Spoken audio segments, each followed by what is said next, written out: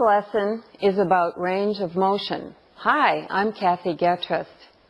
Ever had the experience of not feeling well and therefore spending extra amounts of time in bed or laying around on the couch? Know how that felt when you got up? Your joints probably were a little bit stiffer, your muscles were weaker. To remain healthy, our bodies really need to be active. Patients that are confined to bed or unable to move freely just aren't getting enough exercise. This lack of exercise can cause all sorts of problems. Joints can become stiff and deformities can develop. Those are called contractures. Muscles can shrink, called atrophy, and lose their strength. Bones lose minerals very easily, and as a result, especially calcium loss, there's the fragileness of the bones and an increased chance for the bones to break. Also, a problem of not having enough exercise is a slower body circulation.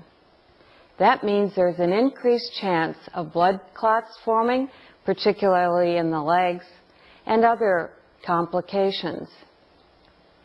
Therefore, you as the caregiver may need to help the patient to get enough exercise. This is called range of motion, sometimes abbreviated ROM. When range of motion is carried out by the patient entirely, it's called active range of motion. When the patient participates but needs assistance with the range of motion from the caregiver, it is called active assisted range of motion. When the patient is unable to help at all and the caregiver does it entirely, it's called passive range of motion. There are some specific guidelines that need to be followed when performing range of motion exercises. The first and probably the most important one is be certain to check with the nurse before you start. There may be some special instructions or some limitations that you need to know about. An example that comes to mind would be a patient that has reddened, swollen joints. If you would exercise those reddened, swollen joints, you could cause further damage to them. Another important guideline is always have the patient participate to the full extent possible. Encourage them to be independent.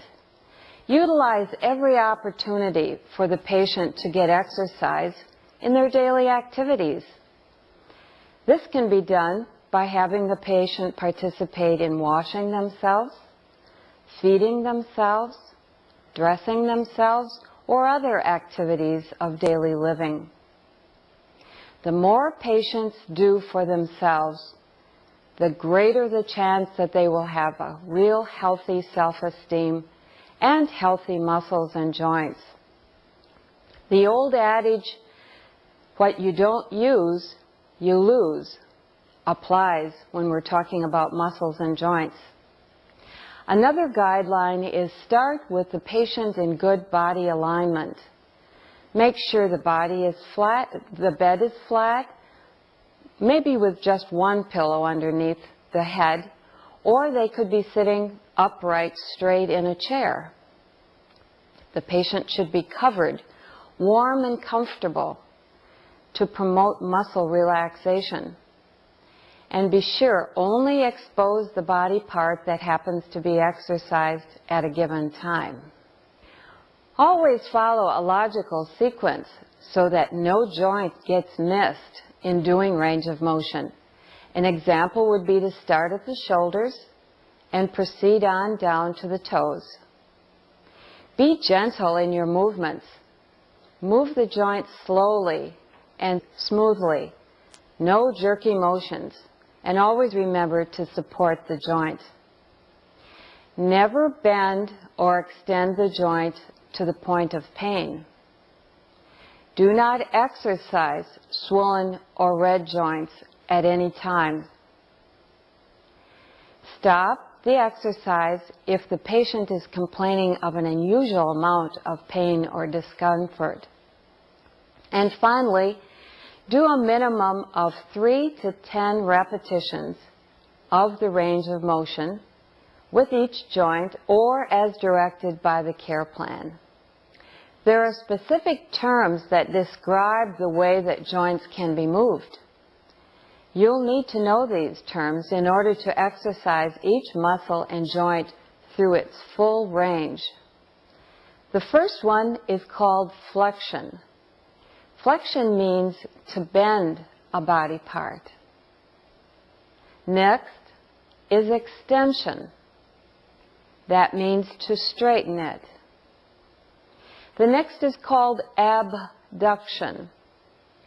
Abduction means to move the body part away from the body. And adduction means to move that body part back towards the body. A way to remember adduction is that you are adding the limb to the body. Internal rotation of the shoulder is moving the forearm downward. External rotation of the shoulder is moving the forearm upward. Pronation is putting the palms down. Supination is turning the palms up. Opposition means touching the thumb to each one of the fingers on the same hand. Internal rotation of the hip is turning one foot and leg toward the other. External rotation of the hip is turning that leg and foot away from the other.